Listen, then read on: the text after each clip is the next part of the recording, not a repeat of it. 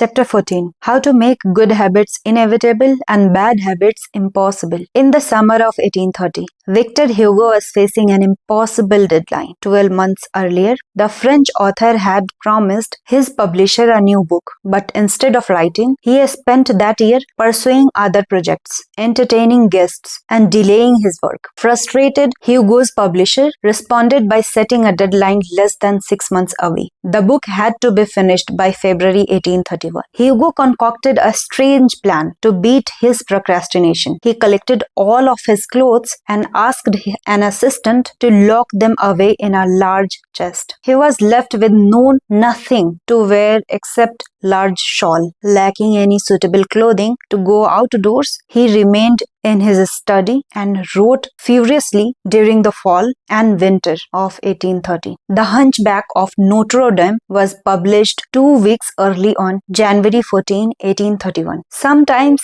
success is less about making good habits easy and more about making bad habits hard. This is an inversion of the third law of behavior change. Make it difficult. If you find yourself continually struggling to follow through on your plans, then you can take a page from Victor Hugo and make your bad habits more difficult by creating what psychologists call a commitment device. A commitment device is a choice you make in the present that controls your actions in the future. It is a way to lock in future behavior, bind you to good habits, and restrict you from bad ones. When Victor Hugo shut his clothes away so he could focus on writing, he was creating a commitment device. There are many ways to create commitment device. You can reduce overeating by purchasing food in individual packages rather than in bulk size. You can voluntarily ask to be added to the banned list at casinos and online poker sites to prevent future gambling sprees. I've seen and even heard of athletes who have to make weight for a competition choosing to leave their wallets at home during the week before weigh-in so they won't be tempted and buy fast food. As another example, my friend and fellow habits expert Neer Eyal purchased an outlet timer, which is an adapter that he plugged in between his internet router and the power outlet. At 10 p.m. each night, the outlet timer cuts off the power to the router. When internet goes off, everyone knows it is time to go to the bed. Commitment devices are useful because they enable you to take advantage of good intentions before you can fall victim to temptation. Whenever I am looking to cut calories, for example, I'll ask the waiter to split my meal and box half of it to go before the meal is served. If I waited until the meal come out and told myself I'll just eat half, it would never work. The key is to change the task such that it requires more work to get out of the good habits than to get started on it. If you're feeling motivated to get in shape, schedule a yoga session and play ahead of time. If you are excited about the business you want to start, email an entrepreneur you respect and set up a consulting call. When the time comes to act, the only way to bail is to cancel the meeting, which requires effort and may cost money. Commitment devices increase the odds that you will do the right thing in the future by making bad habits difficult in the present. However, we can do even better. We can make good habits inevitable and bad habits impossible. How to automate a habit and never think about it again. John Henry Patterson was born in Dayton, Ohio in 1844. He spent his childhood doing chores on the family farm at working shift at his father's sawmill. After attending college at Dartmouth, Patterson returned to Ohio and opened a small supply store for coal miners. It seemed like a good opportunity. The store faced a little competition and enjoyed a steady stream of customers, but still struggled to make money. That was when Patterson discovered his employees were stealing from him. In the mid-1800s, employee theft was a common problem.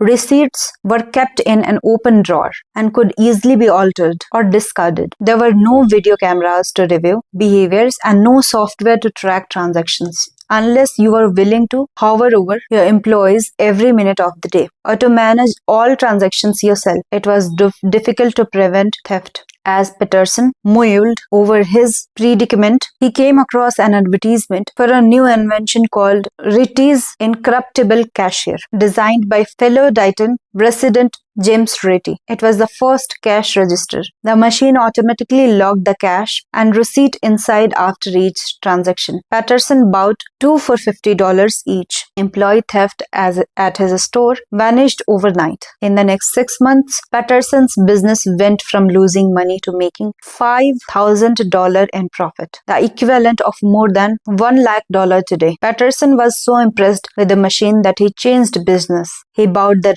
rights to Ritty's invention and opened the National Cash Register Company. 10 years later, National Cash Register had over 1,000 employees and was on its way to becoming one of the most successful businesses of its time. The best way to break a bad habit is to make it impractical to do. Increase the friction until you don't even have the option to act. The brilliance of the cash register was that it automated ethical behavior by making stealing practically impossible. Rather than trying to change the employees, it made the preferred behavior automatic. Some actions, like installing a cash register, pay off again and again. These one-time choices require a little bit of effort up front, but create increasing value over time. I am fascinated by the idea that a single choice can deliver return again and again. And I surveyed my readers on their favorite one-time actions that lead to better long-term habits. The table on the following pages shares some of the most popular answers. I'd figured that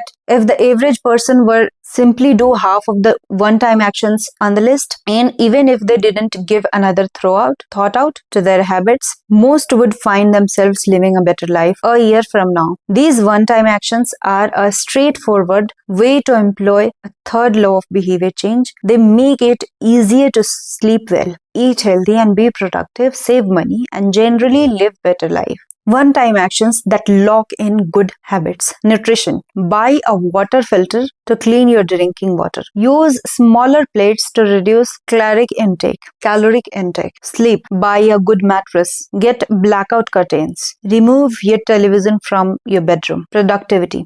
Unsubscribe from emails, turn off notifications, and mute group chats. Set your phone to silent. Use email filters to clear up your inbox. Delete games and social media apps on your phone. Happiness. Get a dog. Move to a friendly social neighborhood. General health. Get vaccinated. Buy good shoes to avoid back pain. Buy a supportive chair to stand in or a standing desk. Finance. Ensure an automatic saving plan. Set up automatic bill pay. Cut cable service. Ask service providers to lower your bills.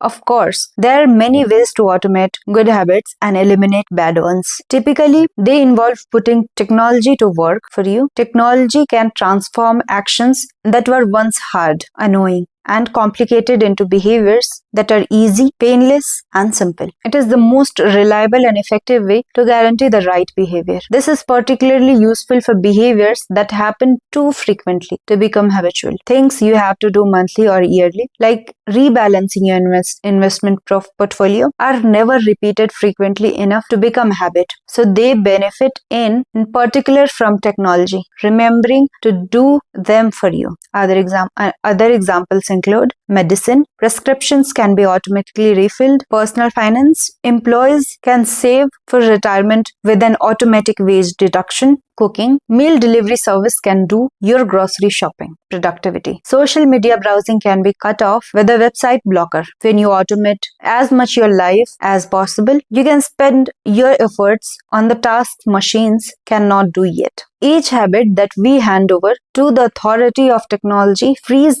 up time and energy to pour into the next stage of growth. As mathematician and philosopher Alfred North Whitehead wrote, civilization advances by extending the number of operations we can perform without thinking about them. Of course, the power of technology can work against us as well. Binge watching becomes a habit because you have to put more effort into stop looking at the screen than to continue doing so. Instead of pressing a button to advance to the next episode, Netflix or YouTube will autoplay it for you. All you have to do is keep your eyes open. Technology creates a level of convenience that enables you to act on your smallest whims and desires. At the mere suggestions of hunger, you can have food delivered to your door. At the slightest hint of boredom, you can get lost in the vast expanse of social media. When the effort required to act on your desires become effectively zero, you can find yourself slipping into whatever impulse arises at the moment. The downside of automation is that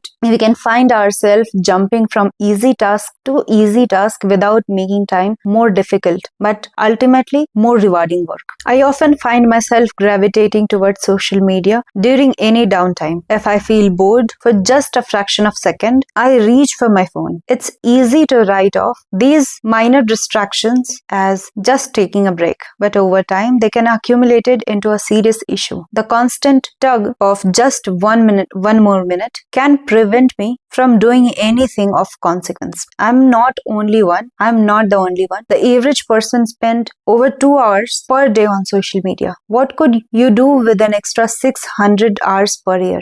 During the year I was writing this book, I experimented with a new time management strategy. Every Monday, my assistant would reset the passwords on all social media accounts, which logged me out on each device. All week, I worked without distraction. On Friday, she would send me the new password. I had the entire weekend to enjoy the social media. I had to offer until Monday morning, when she would do it again. If you don't have an assistant, team up with a friend or family member and reset each other's password each week. One of the biggest surprises was how quickly I adapted. Within the first week of locking myself out of social media, I realized that I didn't need to check it nearly as often as I had been. And I certainly did not need it each day. It had simply been so easy that it had become the default.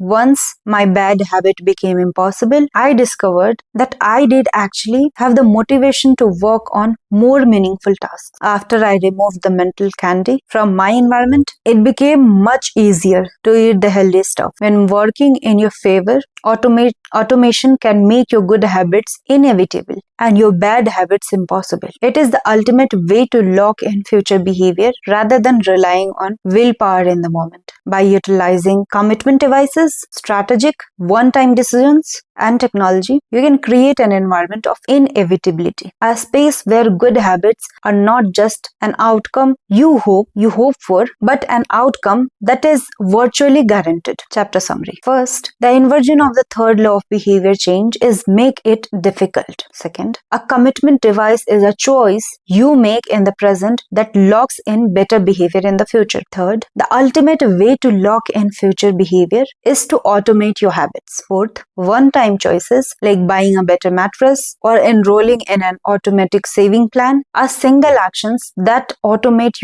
your future habits and deliver increasing returns over time. And last, using technology to automate your habits is the most reliable and effective way to guarantee the right behavior. The fourth law, make it satisfying. There are some chapters in this portion. We'll start with 15 in the next episode. Chapter 15, the cardinal rule of behavior change. We'll listen it in the next episode.